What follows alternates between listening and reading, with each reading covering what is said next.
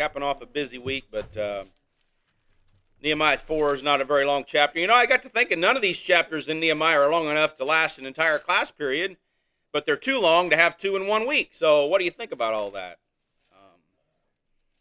So we'll be getting out early again this week and maybe the week after.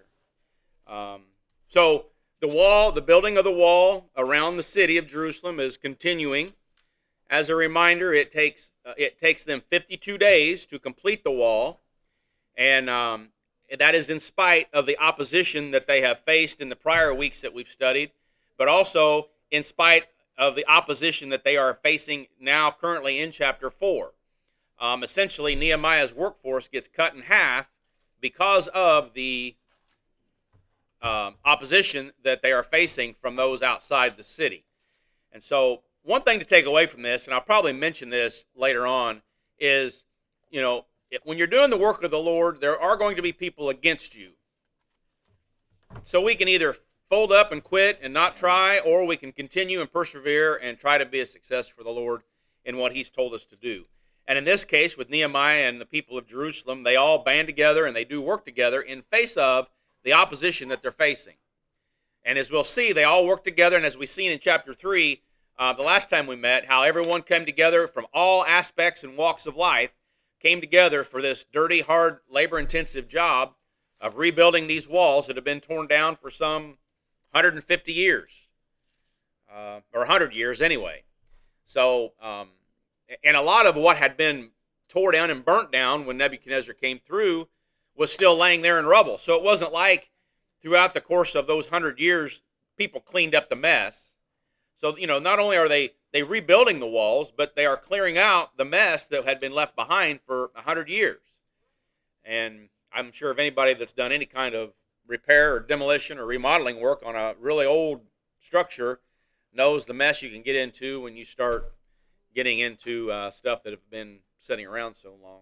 So anyway, but here in chapter 4, again, we see the opposition increased with a viable threat to the safety of the people. So anyway, that being said, we'll start Nehemiah chapter 4. I've laid a groundwork.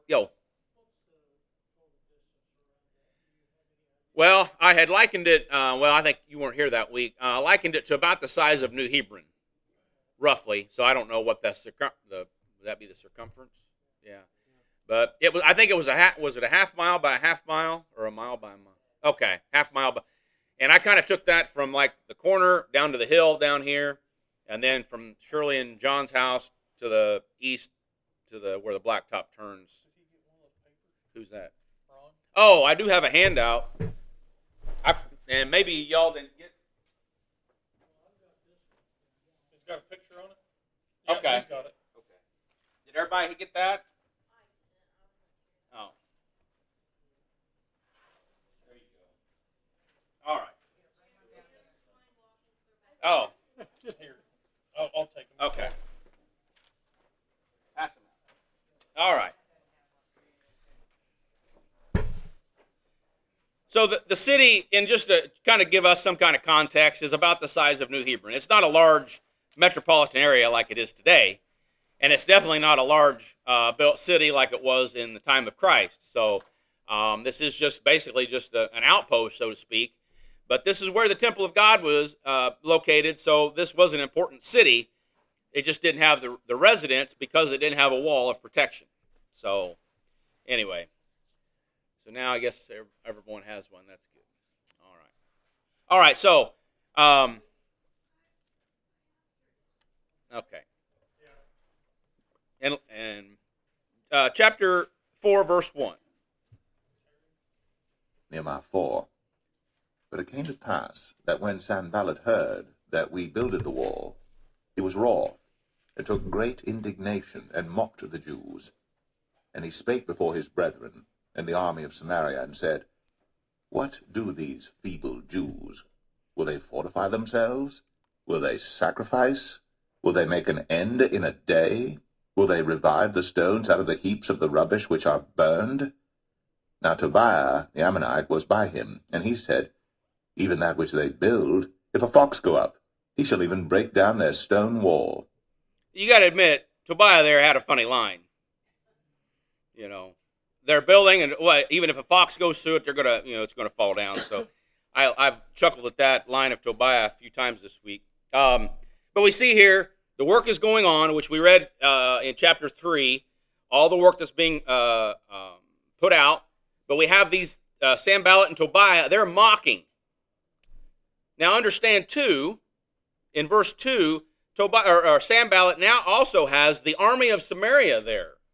Now, from what I could study, this army of Samaria was kind of like a militia from the area of Samaria. These were Samaritans that were mocking the work and impeding the work of building the walls. If you remember when Ezra first showed up, or when Zerubbabel first showed up in Ezra chapter 3, and the progress was ceased of rebuilding the temple because of the Samaritans. And then when Ezra showed up, he had opposition from the Samaritans in rebuilding the temple. And here we see the Samaritans in opposition to rebuilding the wall. So, and understand, throughout their history, the Jews and the Samaritans have not gotten along whatsoever. And so the story of the Good Samaritan that Christ presents in the book of Luke is a great picture of how the grace of God will work even on a Samaritan, because back then, again, the Samaritans had and the Jews had nothing to do with each other, but Christ tells that story to show that even the Samaritans could be a people that would be loved and desired. But that's several hundred years from this point. But understand that the Samaritans and the Jews had great opposition against each other. Yes. No, Paul was a Benjaminite. He was from the tribe of Benjamin. Yeah, he was coming. He was sent. He was going to Damascus from Jerusalem when Christ ran. And I think that may have perhaps been in Samaria, but I don't know. But we see here they're mocking. Are they going to make an end in a day? Are they going to get this wall finished in a day's time? Are they going to revive the stones? Are they just going to kind of pray and the stones just come up? That's kind of what Sanballat's saying here in verse 2. Are they just going to make a sacrifice and God's going to raise the stones? Now, you know what? If God wanted to, God could just blink and the walls of Jerusalem would be grand. They would be, but that's not how God is working. And that's not how God works today. God works through his people. And so, and God never promised that the things we do in his name aren't going to be faced with some opposition. Because God could have just easily taken Sanballat and Tobiah and gotten rid of them. But there's an example here for us to understand when we do something for the Lord, it ain't going to always be easy, and it ain't always going to be without opposition. And these guys especially, and we'll see as this chapter goes forward, how the threat begins to get even greater as the work goes on. But God's not going to make an easy way for us. It just, sometimes we wish he would, but God chooses not to do that. And we'll maybe in the by and by we'll understand. But for now, we just need to buck up and stay busy. But Tobiah here, he mouths off and says, even if a fox go up, he'll knock down their stone wall. Again, mocking. Sticks and stones may break my bones, but words may never hurt me. I think sometimes, I think words can hurt. Yeah. And anyway. But notice, in verse 4, this is Nehemiah's prayer. The transition's kind of awkward here, but verse 4 begins Nehemiah's prayer. Hear, O our God, for we are despised, and turn their reproach upon their own head, and give them for a prey in the land of captivity, and cover not their iniquity, and let not their sin be blotted out from before thee. For they have provoked thee to anger before the builders. So Nehemiah's pretty blunt here. God, just get rid of them. Take them now. Now, there is nothing wrong for us to pray against our enemies. And there is nothing wrong for praying against evil. And there's nothing wrong with praying that God would remove the evil from our influence. And so Nehemiah is direct here in saying, hear me, God, we're despised. And in some ways, the work of God is being despised because the workers are being despised. Make them a reproach on their own head. In other words, just get rid of them. Deal with them. Again, because Nehemiah also understands that it's not necessarily his job to fight these naysayers. Nehemiah's job is to rebuild the wall. And so he turns them over to God for God to deal with them however he sees fit. Now, again, we will see how God works through Nehemiah, but understand that God's just not going to clap his hands and everything's going to be perfect. And not saying necessarily this crowd, but just generally speaking, I think Christians think that anything they do for the Lord is going to be easy, and any type of opposition that they face, regardless, is just enough to get them to quit. But the book of Nehemiah is a perfect example for us to just keep after it, especially if you know God's called you to do it here. So Nehemiah is telling God, just deal with them, get rid of them, because we got a work to do here. And verse 6 will tell us that. So built we the wall, and all the wall was joined together unto the half thereof. For the people had a mind to work. So we get them halfway built. Now, some people wonder if that means halfway up high or whether it means halfway around. Perhaps my belief is it was halfway up, because we've got, as we read last week, we had people working the entire circuit of the city. So in my estimation, this is meaning that they're halfway. I don't know how tall it ended up being. I never even thought of that until just now. I don't know how tall the wall was going to be, but at least here in verse 6, it's halfway. Yes.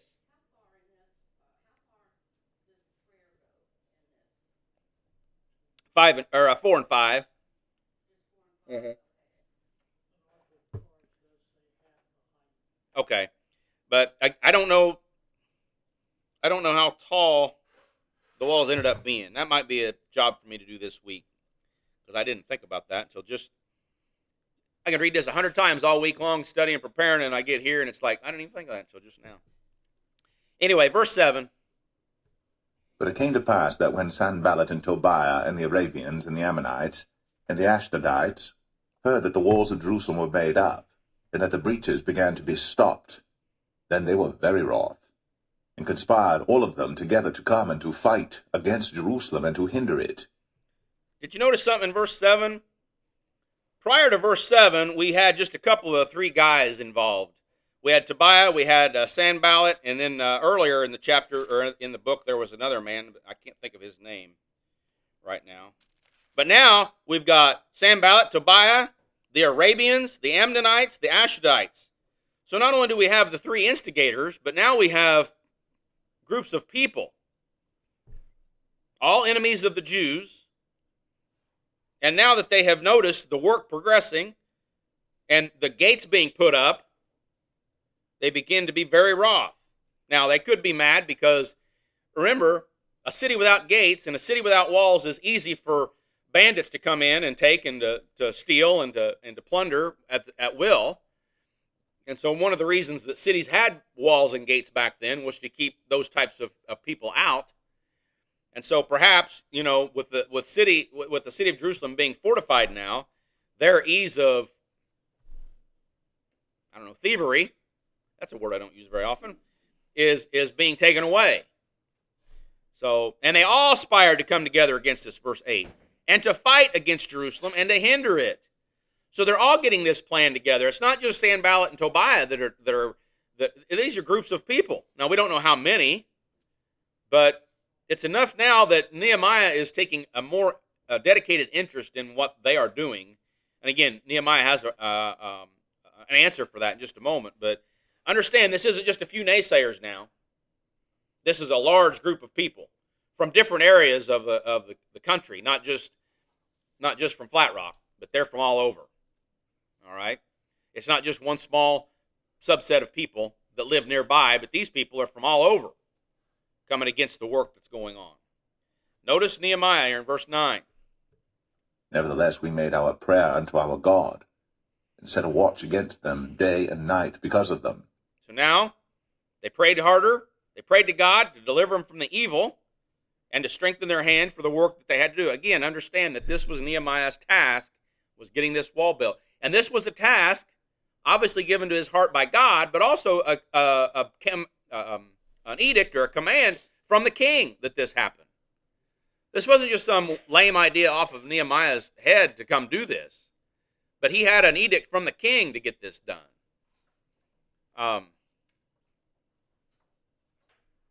Now, verse 10, we've said all that. Now we got a little trouble from inside with the workers. Verse 10. And Judah said, the strength of the bearers of burdens is decayed, and there is much rubbish, so that we are not able to build the wall. And I hate to just be stopping this after one verse, but the narrative changes through this. So we have the opposition from without in verses 7 through 8. We have the resolve in verse 9, but then in verse 10 we see here that the people of Judah, the strength of the bearers of burden is decayed. They're getting tired. Now, quite frankly, at this point, I don't know how many days the work has been going on. Again, I've said all along that the entirety of the project took 52 days. So I don't know how far into the project this got. But people are getting tired now, which by rights, I mean, there's nothing. We're not machines. And so there is going to come a point where you just get tired. And it says there, though, in verse 10, there is much rubbish. So not only are they tired, but now they're getting discouraged because now they see all the mess that's in front of them or around them that they got to clean up in order to begin the rebuild, continue the rebuilding process. So understand that they have their work going on and they're all resolved to go because that's what it says in verse 6. But soon after, they get tired. And then, in my estimation, verse 10, once they get tired, then they start getting discouraged because, well, look at all this stuff. We got to work around all these old stones and all this old timber that's half burned, and we've all been there. You get started strong and good, and people naysay and like, go away from me. But then after a while, you just get tired, and it's like, it'd just be easy to just quit. And that's why I think what's happening here in verse 10 is they're getting tired, and now they're getting dismayed because of the work and the cleanup effort. Everybody's painted. Nope. Does anybody here like to paint a room? Because what's it take? It takes twice as long to get the room ready to paint than it does to actually do the painting. And I think that's perhaps what keeps me from painting is Tammy and my desire. But I was going to say, you've never offered. Yeah, well, But everybody understands what I mean, though. It's hard to get started painting because it takes so long to get things ready. Where was I going with all this? The rubbish. Yeah. Working on stuff. And so, in some ways, it's much you get excited about painting a room. You go get the paint and all the supplies, and it's just like, now I got to get all this plastic down and all this stuff out of the way, and I got to dust and mop and whatever. Tape. Yeah, you find which clothes you want to get painted. So it's this process. We've all been there. And then, but you get through that. You finally open up the can of paint. You start painting, which takes 2 hours. It took 9 hours to get ready. It took 2 hours to paint. Now it's going to take 4 hours to get everything back. But you understand that there's this initial enthusiasm, and then there's this, oh boy, what did I do? But the end result, obviously, is what keeps us going forward. And in this place here, in verse 10, they get dismayed because they're tired, and there's still a lot of work left to do. So my estimation, this is probably I don't know 100%. My guess is this is still early in the process of building. So now there's trouble outside from the naysayers. There's trouble inside from the people that are tired and discouraged. Now, verse 11. Oh, does anybody have any comments or questions before I moving right along here? All right, verse 11. And our adversaries said, They shall not know, neither see, till we come in the midst among them, and slay them, and cause the work to cease. And it came to pass, that when the Jews which dwelt by them came, they said unto us 10 times, From all places whence ye shall return unto us, they will be upon you. Therefore said I in the lower places behind the wall, and on the higher places, I even set the people after their families with their swords, their spears, and their bows. And I looked, and rose up, and said unto the nobles, and to the rulers, and to the rest of the people, Be not ye afraid of them. Remember the Lord, which is great and terrible, and fight for your brethren, your sons and your daughters, your wives and your houses. So we see here In verse 11, the adversaries are now putting words in to the people on the inside. We're going to be among you, and you're not even going to know it, and we're going to end up slaying you. We're going to come in and we're going to kill you, and you're not even going to know that we're here. Now imagine that. It's one thing for a guy to be on the outside of the wall mouthing off about a fox knocking our wall down, but it's quite another for a guy to come up, tap me on the shoulder, and say, we're going to come in here and we're going to kill you, and you won't even know it's us. Now, that would get me to kind of think, well, what are we doing here? And you can imagine not only the dismay of the people from the rubbish and the crud they've got to clear out to build the wall, now they got these guys that are saying they're going to come in and kill us? What? You're not even going to know or see till we're in the midst of you. So verse 12, the word gets back to Nehemiah, verse 12 and 13. The word gets back to Nehemiah about this threat.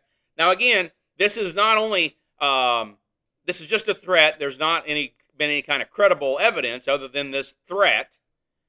Nobody's died. And I don't think that even these adversaries have actually come into the city, but I just think word has spread. But notice what it says there in verse 13. Nehemiah set on the lower places and on the higher places. So in other words, he's got these guards or these trumpeters, these sentinels on watch out. And now he's got the people working around their families. Now, this is just common sense, in my opinion, that if there is this threat, you want your families working together, because I, as a father or a husband, am more apt to defend my family and to fight for my house and my area than I would be perhaps to defend somebody else's family and house. So now Nehemiah is putting these families together to work together because of this threat that has come, or the rumor of this threat has come. And so now the families are all working together in their areas, and it says there that they've got their spears, their swords, or their bows. So they've taken arms now. Nehemiah didn't just say, we're going to ignore these guys and just keep on. Nehemiah did take it seriously, whether it was a credible threat or not. Now, perhaps I'm backing myself into a corner. Perhaps it was a credible threat, and that's why Nehemiah acted this way. Nevertheless, Nehemiah is preparing the people for their protection. And I set the people after their families with their swords, their spears, and their bows. And again, he's got these sentinels at different locations, which we'll talk more about that in just a minute here. Verse 15. And it came to pass, when our enemies heard that it was known unto us, and God had brought their counsel to naught, that we returned all of us to the wall, every one unto his work. And it came to pass from that time forth, that the half of my servants wrought in the work, and the other half of them held both the spears, the shields, and the bows, and the habergeons, and the rulers were behind all the house of Judah. So we see here, verse 15, when the enemies heard that it was known to us, so now the enemies know that Nehemiah knows of this threat. We brought their counsel or their plans to naught, and we just went back to work. We didn't stop working because they made a threat toward us. They just kept after it. And again, this is for all of us in the work of the Lord. You just keep after it. Verse 16, and it came to pass from that time forth that half the servants wrought in the work, and the other half of them held the weapons. So now you've lost half your work crew, because while the half are working, the other half are keeping watch and are the protectors. Now I can imagine at this point getting pretty discouraged, because, man, it's a lot of work going on, and now we've lost half our people because we've got half the people that's going to have to watch our backs. And not only that, but we'll find out in a minute that the ones that are working are holding a trowel in one hand and a spear in the other. Now, I don't know about you, but that'd be kind of hard. It'd be nice if they just had a gun and you just have it on your hip. I suppose you could have a sword on your hip, though. Yeah. Anyway, not sure how that would work. I know if I had a sword on my hip, I'd cut my arm off trying to get it out. Anyway, I'm not. Yeah. Anyway, But they're organized. they are organized, and Nehemiah is very Got good. 'em Yeah. organized. They're prayed up. Yeah. And Good point. they're Yeah. working on Yeah. getting their faith going Yeah. and trusting. Yeah.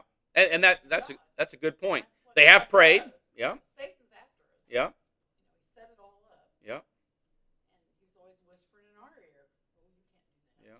Good What's point, somebody Cynthia. gonna say? Next week, Cynthia will be teaching. But that's right. She has. Nehemiah has prayed. He's turned them over to God. We read that in verses 4 and 5. But now Nehemiah could do it this way. I've prayed about it. I don't need to worry about it. Well, that's not necessarily that might not be the proper term, but we understand here that yes, Nehemiah prayed, but he also armed them up and got them ready to protect them. He could say, "Well, it's in the Lord's hands." Well, Nehemiah's got a brain, and we all have a brain, and we shouldn't be sitting ducks for somebody that has made a credible threat toward us. But this is what he's done. And I don't, at this point, I don't think that Nehemiah realizes it's only going to take 52 days to do the wall altogether in the first place. But I don't think Nehemiah cares whether it takes 52 days or 52 months. He was sent to rebuild the wall, and that's what he's going to do. And again, as the Lord blessed, it only took 52 days, even with half the people standing watch, and even with the workers having a trowel in one hand and a sword in the other. So how quickly could it have been done had we not faced this opposition and had to do all this? Probably still would have took that long because they would have found something else to gripe about. Bunch of Baptists. Anyway. Present company excluded.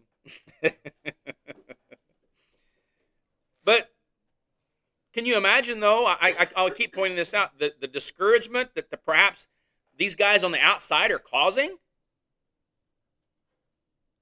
But they kept after it.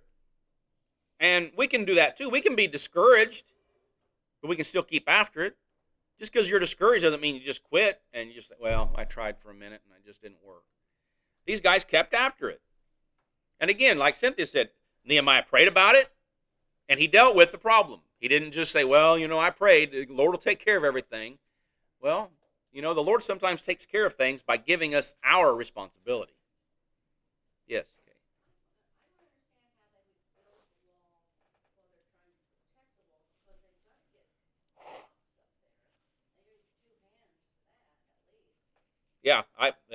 Yeah. So I don't know if you got a guy that's left-handed and a guy that's right-handed together, and I don't know.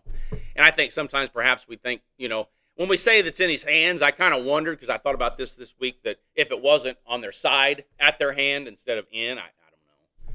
But because it would be very difficult to do much work with basically one arm tied behind your back. But I don't know. Nevertheless, the work continues regardless. Verse 18. They which builded on the wall, and they that bear burdens, 17. with those that laid it, every one with one of his hands wrought in the work, and with the other hand held a weapon. It said this, say they held a weapon. For the builders every one had his sword girded by his side, and so builded. And he that sounded the trumpet was by me. And I said unto the nobles, and to the rulers, and to the rest of the people, the work is great and large, and we are separated upon the wall, one far from another. In what place therefore ye hear the sound of the trumpet, resort ye thither unto us. Our God shall fight for us. So Nehemiah also understands that there are people scattered throughout the entirety of the city around the wall. So he tells them, if you hear the trumpet, come to where the trumpet is. So he gets the word out that we have a sentinel. If you hear the trumpet, go to the trumpet.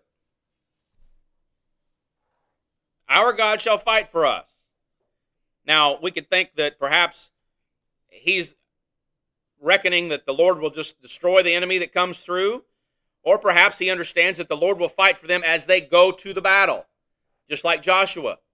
The Lord fought for the Israelites, but they had to go to battle. And so perhaps in this same sense, this is what Nehemiah means, is the Lord will fight for us as we do the fighting. But he's telling them here to pay attention. We're scattered about. When you hear the trumpet, come to us. I don't want somebody over here in the far corners fighting a battle. We're all going to go fight together. Anyway, just understand that Nehemiah does have a plan here, and he obviously understands that the Lord will fight on their behalf. Verse 21. So we labored in the work, and half of them held the spears from the rising of the morning till the stars appeared. Likewise, at the same time, said I unto the people, let every one with his servant lodge within Jerusalem, that in the night they may be a guard to us, and labor on the day. So neither I, nor my brethren, nor my servants, nor the men of the guard which followed me, none of us put off our clothes, saving that every one put them off for washing.